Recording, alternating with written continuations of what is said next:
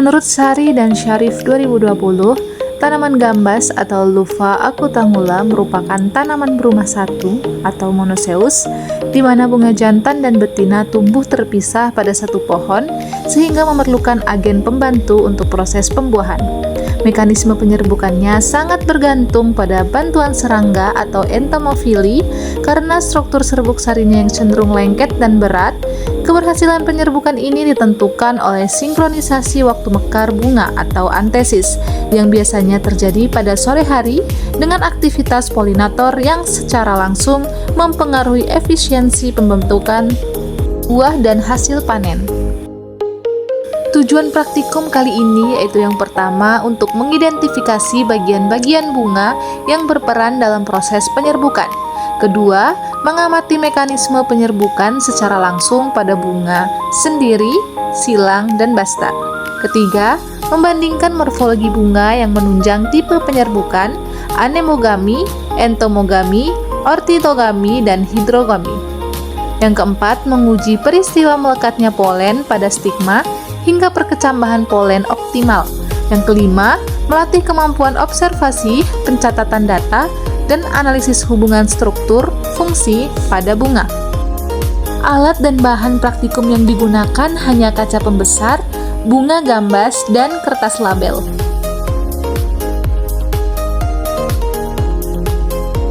Langkah pertama yaitu mengidentifikasi struktur bunga gambas.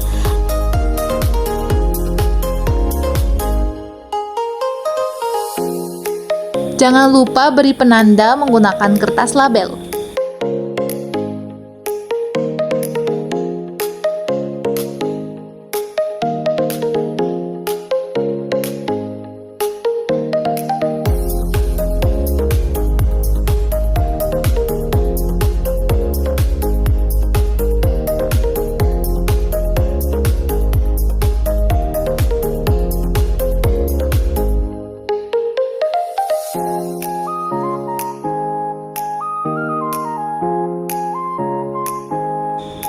Tabel 1 struktur bunga.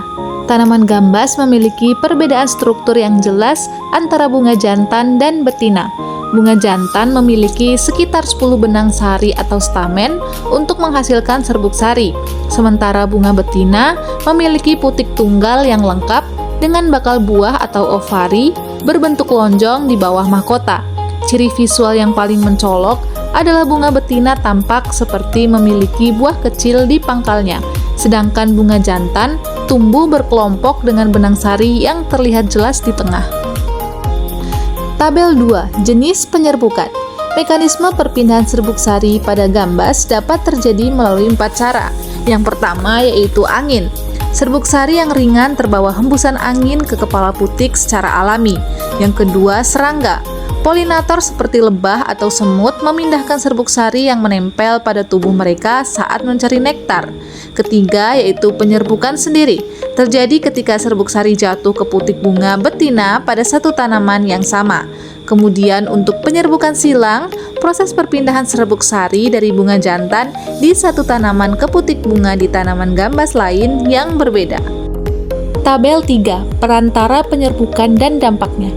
Efektivitas setiap tipe penyerbukan berdampak langsung pada hasil buah. Yang pertama, penyerbukan angin. Jika gagal, bunga akan layu dan rontok. Keberhasilan ditandai dengan bakal buah yang membesar. Yang kedua, penyerbukan serangga. Menghasilkan buah yang sehat dengan bentuk yang sempurna berkat bantuan polinator.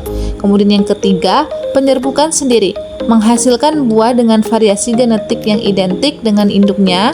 Kemudian yang keempat, penyerbukan silang, menghasilkan kualitas buah atau benih yang lebih unggul karena adanya kombinasi materi genetik dari dua tanaman berbeda. Untuk catatan, yaitu pada penyerbukan oleh angin, terjadi hujan hingga pada hari ketiga pengamatan, yaitu pada tanggal 7 Desember 2025, bunga jatuh dan akhirnya kami mengganti ke bunga yang baru. Kesimpulan pada praktikum ini bahwa struktur morfologi bunga memiliki kaitan erat dengan mekanisme penyerbukannya.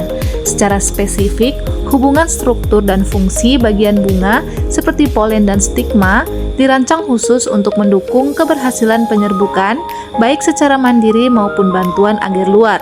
adaptasi agen penyerbuk, perbedaan ciri fisik bunga, warna, nektar, berat polen, menentukan tipe penyerbukannya, seperti melalui angin atau anemogami, serangga entomogami, burung atau ornitogami atau air hidrogami. Proses biologis keberhasilan reproduksi tumbuhan bergantung pada efektivitas melekatnya polen pada stigma hingga tahap perkecambahan polen untuk perbuahan.